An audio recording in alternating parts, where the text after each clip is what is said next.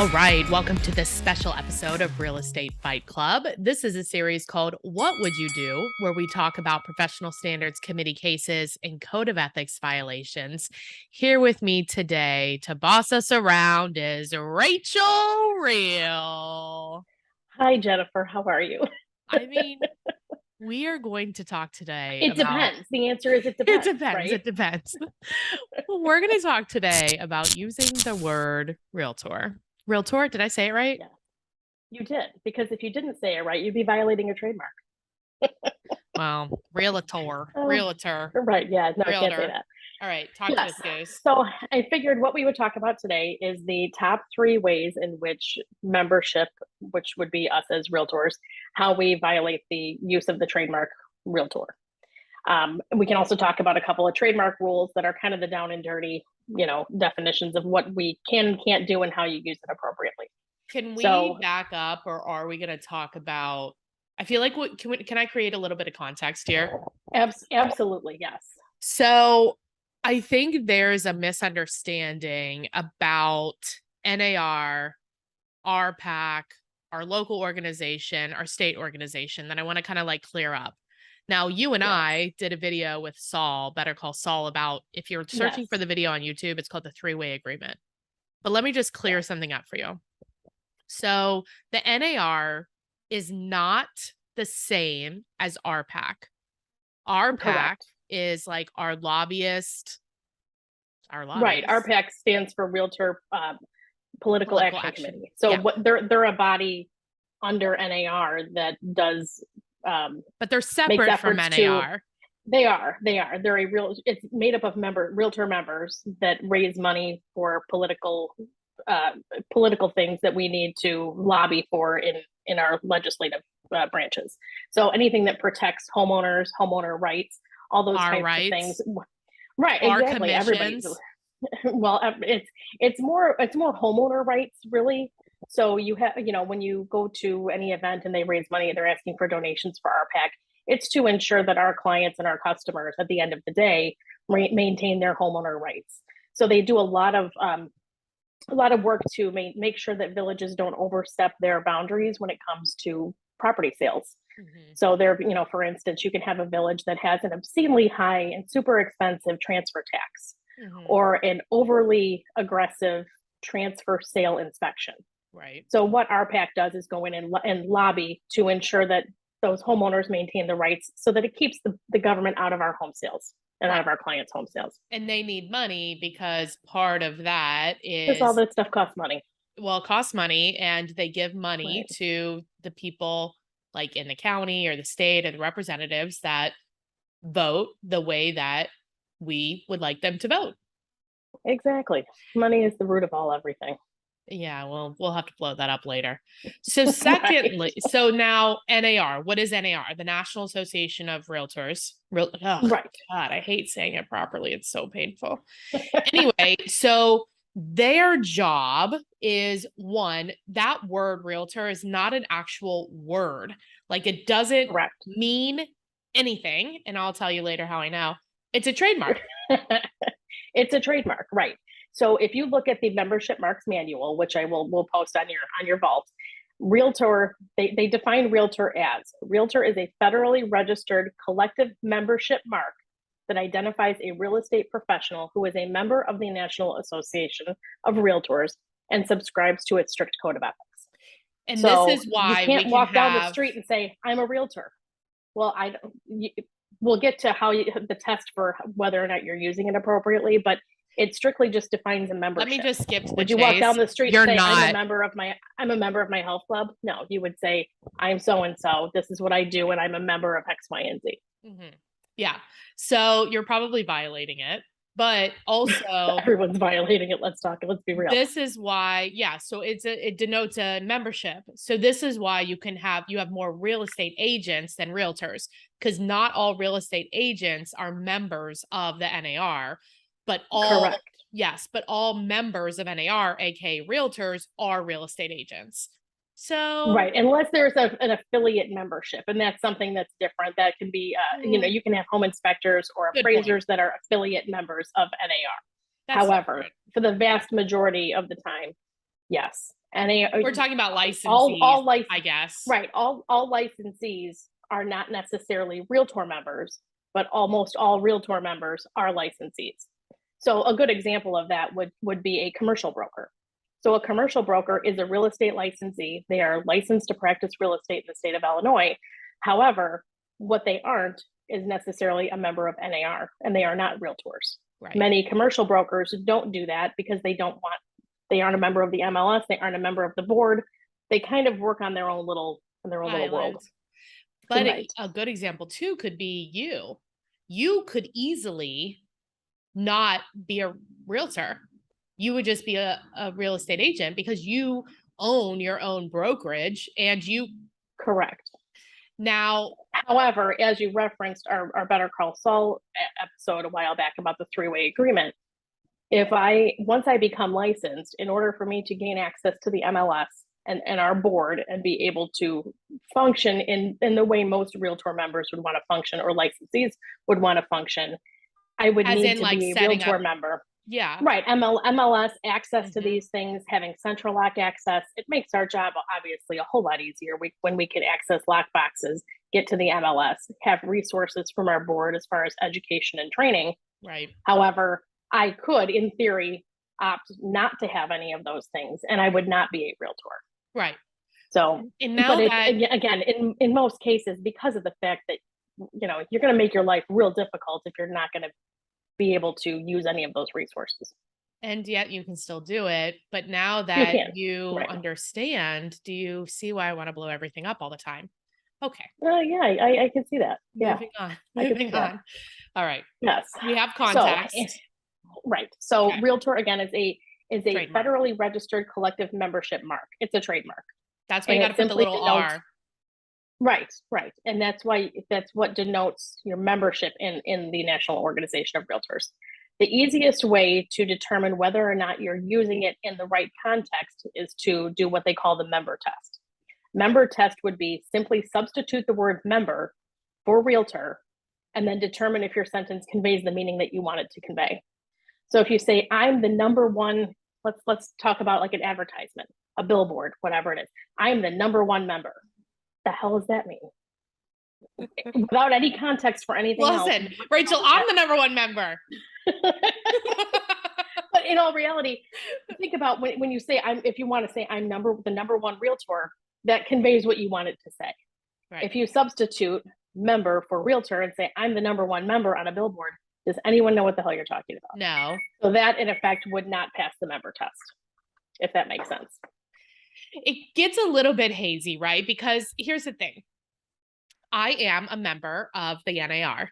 I pay my dues and I feel like in return, I should be able to use, like, I understand that now I can like use the trademark, realtor, the trademark, right, as outlined by the rules. Now, membership marks manual. Oh God, another manual. Shoot me. It's 20-something pages. You'll be loving to reading that. So but it's actually it's 20-something pages, but it's large type and it's more examples and things like that. It is really handy though, I will say.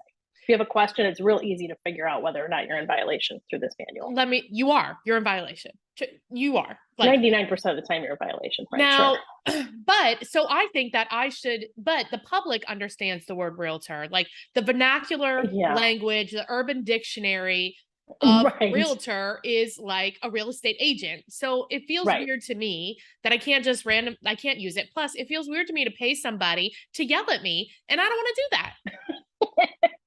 I totally get what you mean here, because if you are standing in an elevator with somebody and they say, what do you do for a living? Most of us are going to answer, I'm a realtor. Yeah. If you want to be down and dirty by the book, you would say you're a realtor, which is also a violation. Violation. Not mispronounce. Right. So most of us would say, I'm a realtor. I would say I'm in the real estate business. I would say I'm a real estate broker. I manage a real estate office, whatever it might be. But I say I own a real estate company. That's what I say because I do. Because you do, right? Exactly. And so yes, that is one of those things. Right. Well, we're gonna fix that real fast. We'll wash your mouth out with soap over the computer. I also think that What? No, so I was going to say the license that is granted to NAR members allows us to use the realtor mark for the sole purpose of indicating membership. So There's again, got we to be can a only use comma, it. folks. That's what she's But saying. there's a yeah, there's a comma. Your There's a name, comma there. Jennifer comma. Murtland, comma, realtor, comma, GRI, whatever other designations you might have. I would not. They may not be. It may not be used to connotate a profession or title. So, like we're talking about, I can't say I'm a realtor. I have to say I'm a managing broker, a designated managing broker, whatever that might be. And you can only use the realtor mark in connection with your real estate business. Okay. So you can't be talking about something else. Let's say, okay, Rachael Real Instagram. She is a managing broker. She's also a realtor. Right. So Rachael Real Realtor can't do it. That is not, cannot be her name. And look, I see I see your face Instagram page, not you, Rachael, the person listening. I see your Instagram page. You are wrong. Well, you can say that you can use your name, comma, realtor, comma, whatever other membership. Right. You've got to have those other things there. And the difference is there, and the reason that's a violation without the comma is because you cannot use descriptive text before the word realtor. So I know that sounds goofy, but it says NAR's bylaws prohibit the use of descriptive wording with the realtor marks. So it means you cannot say professional realtors, top Chicago realtor, hometown realtor, Jen the realtor, Rachael the realtor. You can't use anything. You can't use it as an adjective. Let's just make it simple. You can't use the word real. You can't use an adjective with the word realtor. That's dumb. If that makes sense. You can use it to denote your membership. So that's why you have to replace it for member. Right, exactly. That's kind of your test, right? So if you're sitting there going, can I or can't I use this? Just substitute the word member in your context and see if it still makes sense. You know what? I don't like it. I know you don't. So let's talk about your story and how you are a big giant ass violator. I am a big giant violator because I don't like it. And listen, what happened was this podcast used to be called Toe to Toe podcast. And I think, and I don't remember. We'll have to ask Monica. But Which I liked. I like it. Yeah, right. Because it was kind of, it was but it didn't have anything about real estate. But you didn't know. No, but it was a podcast for realtors, and you're going toe to toe on an issue that you're both going to have opposing viewpoints on. So I did like that. Yeah, but if you're searching real estate podcasts, you wouldn't find it, right? So we were like, well, let's just call it Realtor Fight Club. So we did. Well, that was a double violation there. You called it a Realtor Fight Club. Well, we called it Realtor Fight Club. And the NAR was not happy about that. But Rachael, listen. So they sent me a nasty gram. And I was like, look, obviously, like, if I don't know it, nobody else knows. Like, not like I know everything, but like I know a lot of stuff. Let's look at your context. If you did the member test on that, you would be saying member fight club. That works. It does, but again, you don't know if it's think about real estate fight club versus member fight club. No, I get member of what? I know, I get it. No. Well, I thought so I invited them to come on. They didn't come on. Whatever, that's fine. But you invited them to come on and give you a whooping. Yeah.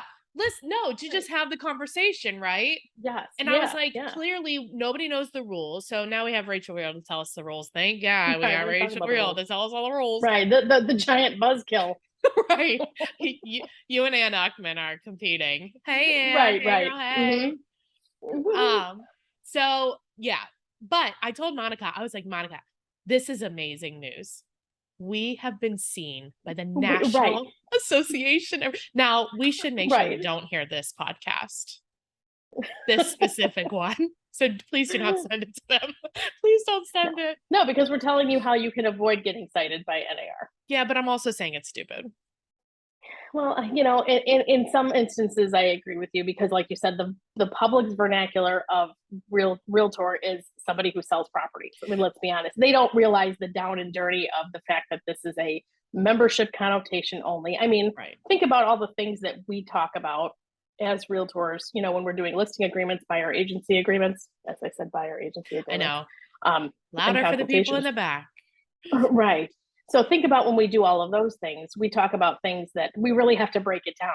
Yeah. When you're talking about how to break down a brokerage fee on a listing agreement with a client, we know what we're doing and we would refer to it differently. However, when we break it down with the public, we have to really explain things a little more difficult, a Yeah, little and more that makes detailed. sense. Well, I told Monica, Right. I was like, we should change it to Realtor Fight Club. So lowercase r, lowercase e, lowercase a, lowercase l, big A, uppercase A, That lowercase would also c. be a violation because I'm going to send you the membership marks manual and you'll see that that is in fact Oh my an example of God. being a violation. Yes. Well, Monica was like, we're You not can't doing even it. say you can't even say realtor in all caps with dashes in between each letter. But I'm spelling it wrong. It's a different word. Right. Right, but the trademark itself is the word in all caps with the registered But circle I'm next not to it. using the word. The whole point was I was putting the giant Right. A in the middle to make it a different word, thus Right. not the trademark. Also funny for me, and Monica explained to me Right. that people think we're stupid, that we don't know how to spell it. And I was like, I mean, do we care? And she's like, we Right. Do care. we? I don't know. Now it's Real Estate Fight Right. Club. Let me look and see. Right. There is in the I think it's the last page of this membership marks manual here. I'll have to find it.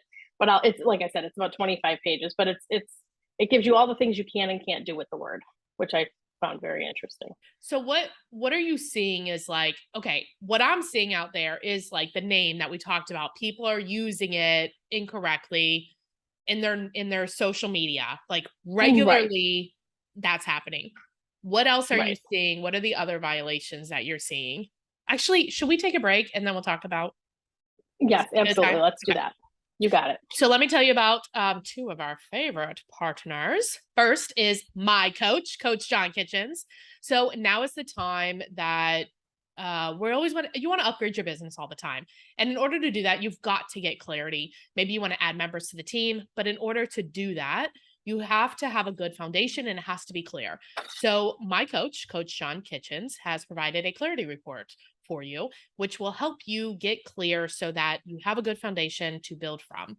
So go to coachcodeclarity.com for that free report. Also, we all need leads. Who doesn't need leads? Everybody needs leads. So we have been using Yes. Pipeline Pro Tools, and it is one of our top lead generation resources. What they will do is they will give you the playbook that I'm using to get leads and have been getting leads. All you have to do is book a demo with them, attend the demo. They'll give you that for free. If you do want to sign up for it, you could do that there too, or you can just use the playbook and do it on your own. So go to pipelineprotools.com/fight club and go to that demo. Go. All right. Excellent. Excellent. So to recap here, there's three top ways that membership tends to violate the realtor trademark.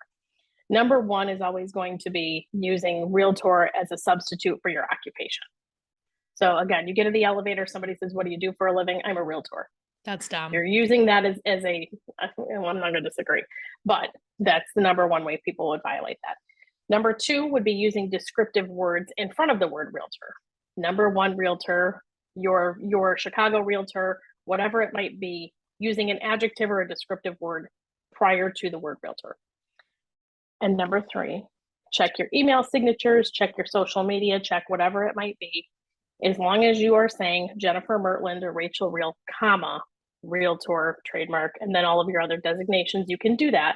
But you should also make sure that you put in there designated managing broker, EXP, synergy team, real estate. Everything you're a member of and designation. Well, and not even a member, not even necessarily a member, but think about using the member test here. If you're saying Jennifer Murtland, comma, realtor, blah, blah, blah, you're not exactly explaining what you do for a living. So you feel like you're duplicating things. If I look at my social media, it says Rachael Real, comma, designated managing broker, comma, realtor. So it covers both. So that I'm Can we use in compliance from both sides? Well, that's a good question. It just says members must separate the realtor mark from their personal or business name with a punctuation such as a comma or hyphen. Oh, so you can.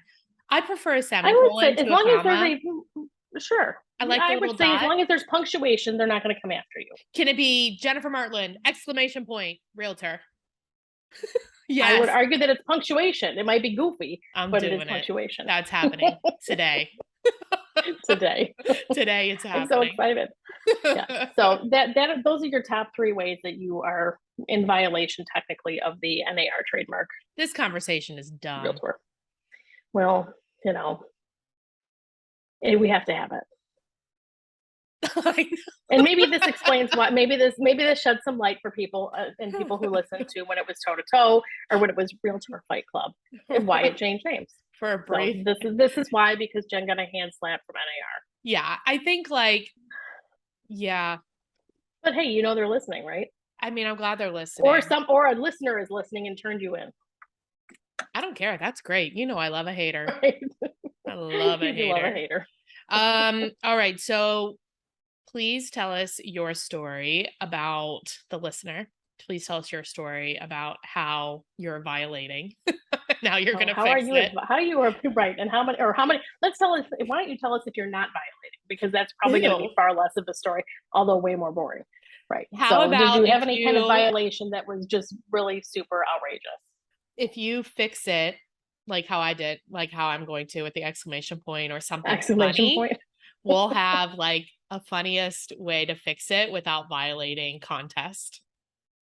That could be interesting. Right. The most creative way to use the word realtor after your name while using punctuation. Be able to give you an example such as comma or hyphen. Should we use quotation marks? See what you can do. Rachael Real. No. Quote. Realtor. No. And if you use the word, here's another thing, because that's not the trademark. The trademark is all caps with the R, little trademark. Well, yeah, we do that, but we put it in quotes. I don't think you will. I don't know. Hey, you know what? Somebody should try it and see if NAR gets on their case about it.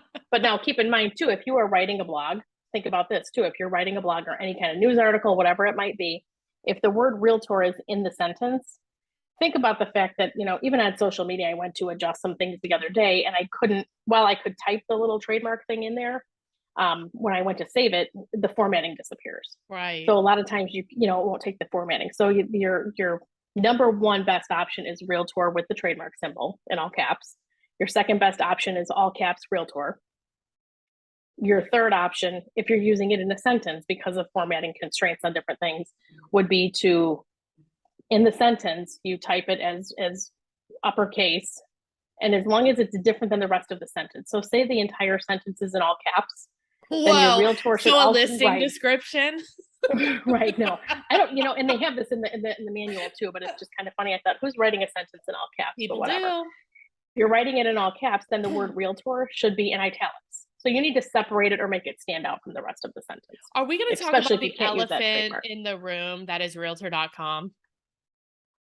Right. Well, they used to be owned by NAR and then they sold out to, I don't even know who they sold out to, but it was not owned by Realtors. It is not owned by Realtor or the NAR, right? Originally it was owned by NAR and it was something that they had, it was their product and then they sold it.